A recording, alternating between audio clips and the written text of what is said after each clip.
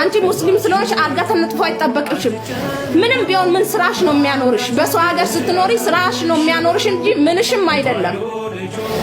የኛ የተዋህዶ ልጆች ሙስሊም ቤት ቢሰሩ ገንዘብ ነው እንጂ ሰው ቤት ያስቀጠራቸው ሃይማኖታቸውን ለመሸጥ አይደለም የገቡት።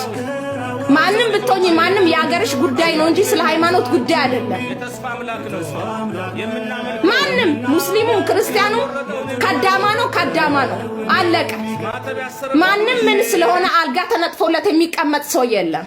ሁላችሁም ለገንዘብ ብላችሁ ኑሯቸውን ለማሻሻል ነው እንጂ ከሀገራችሁ የወጣችሁት የሃይማኖት ጉዳይ ይዟችሁ አይደለም። ከገባችሁ ማለት ነው። ከዛ በተረፈ ማንንም ሰው እኩል ነው የሚኖረው። ማንንም ሰው ማለት ነው እዚች ምድር ላይ ሰውኝ ብቻ ስራሽ ነው የሚያኖርሽ፣ ጉልበትሽ ነው የሚያኖርሽ። ሁሉም ከዳማ ነው። ሁሉም ከዳማ ነው። በነገራችን ላይ አብይ አህመድ ጭምር ከዳማ ነው። አብይ አህመድም ለኢትዮጵያ ህዝብ ከዳማ ነው። ሁሉም ከዳማ ነው። ከዳማ ያልሆነ ሰው ጥቀሱልኝ እስቲ። ምን ታካብዳላችሁ? ይሄ የህይወትና የገንዘብ ጉዳይ ነው እንጂ የሃይማኖት ጉዳይ አይደለም። ሃይማኖታችንን ለመሸጥ አይደለም እኛ መዳም ቤት የተቀጠርነው።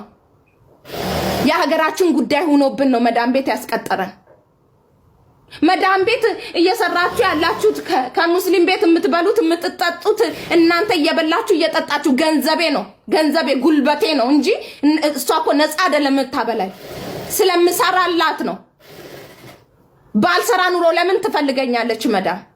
አንቺስ ብትሆኚ ሙስሊም ብትሆኚ አልጋን ጥፋት ይዝሽም እኮ ስለምትሰሪ ነው የምትሄጂ። አንቺም ሰርተሽ ነው የምትበዩ። ክርስቲያኗም ሰርታ ነው የምትበላው። አንቺም ሰርተሽ ነው የምትበዩ። ማንንም አልጋ ተነጥፎለት የሚተኛ ሰው የለም። የሀገር ጉዳይ ነው እንጂ የሃይማኖት ጉዳይ አይደለም። እንናገር ከተባለ ማለት ነው ማንም ሰው ተሳቆ የሚኖር ሰው የለም። ማንም ተሳቆ አይኖርም። እኛ የተዋህዶ ልጆች የፈለግነውን እምነት እንከተል እናኑር። ከፈለግን እንደዚህ እንጨት ተክለንም እንስገድለት። ማንንም አይመለከትም። እናንተን የሚመለከት ጉዳይ አይደለም። እርስ በራሳችንም የምንነጋገረው ነገር አንድ ሙስሊም ተነስቶ ነጠላ ለብሶ ለምሳሌ እንበል ሮዚኖ ማን ነው የምትባለዋ ትምህርተ መስቀል ለብሳ ነጠላ ብታያት ደስ ይላችኋል? ለምን? ሙስሊም ናት። ለምንድን ነው እሷ ነጠላ ትምህርተ መስቀል አድርጋ የምትለብሰው? አትለብስም። በፍጹም አትለብስም። ሲጀመር አትለብስም። ለምን? አይመለከታትም። ሃይማኖቷ አይደለም።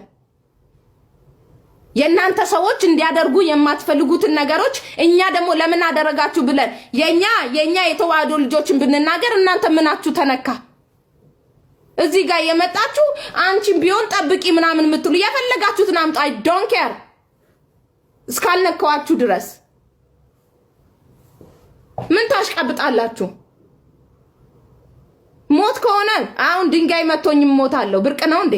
መሞት ለኔ ብርቅ አይደለም።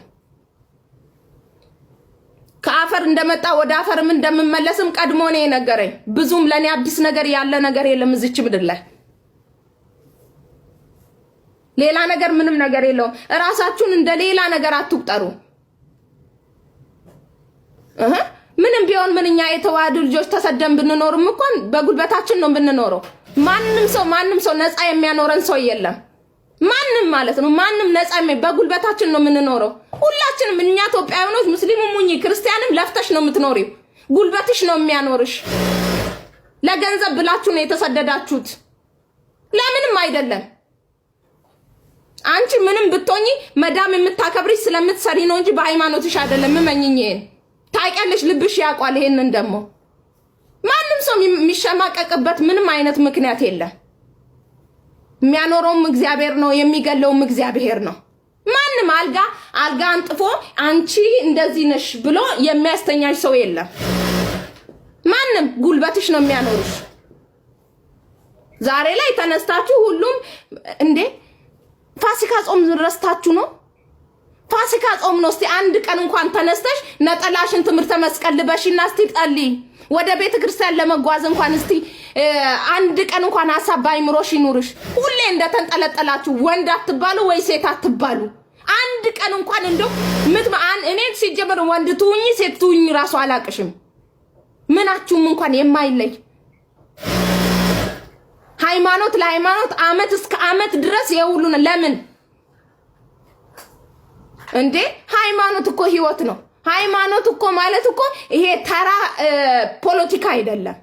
ማንም ሰው የራሱን እምነት እንደሚወዱላ ማንም ይው ተራ ለምን ዘፋኝ አይሆንም? በሃይማኖቱ አይደራደርም።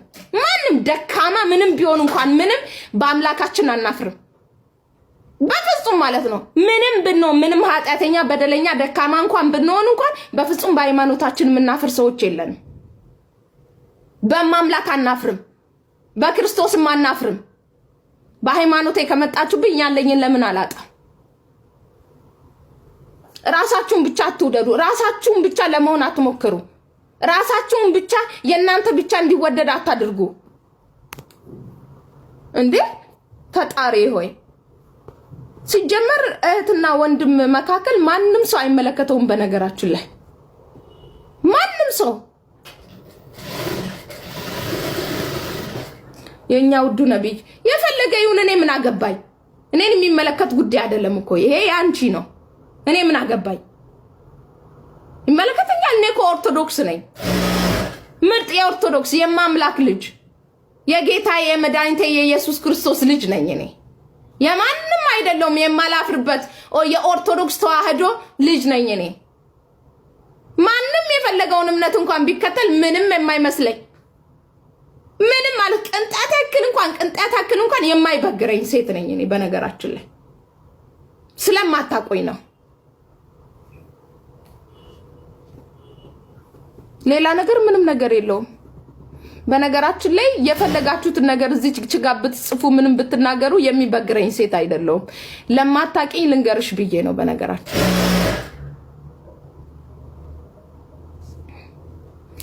ያንቺ ውዱ ነብይ እና ከዛ ሌላ ስምት ፖስቱት ነገር የላችሁም እዚች ቦታ ላይ? ሌሎቻችሁም ለምን አትጽፉም? የሚመለከቱ ጉዳይ አይደለም። በነገራችን ላይ የሚጻፍበት ቦታ እንኳን እኮ መለየት አለባችሁ። በነገራችን ላይ ምክንያቱም ሁሉም ቦታ መጻ እኔ አሁን ሙስሊም ቤት ገብቼ ድንግል ማርያም አልልም። ምክንያቱም ቦታው አይደለም አልልም። ገብርኤልን አልልም እኔ። ለምን እናንተን አይመለከትማ። ለጊፍቱ አመሰግናለሁ። ክብርልኝ። እንደዛ ነው። ካለበለዚያ ግን ታንቃችሁ መሞት ትችላላችሁ። ታንቃችሁ ሞቱ።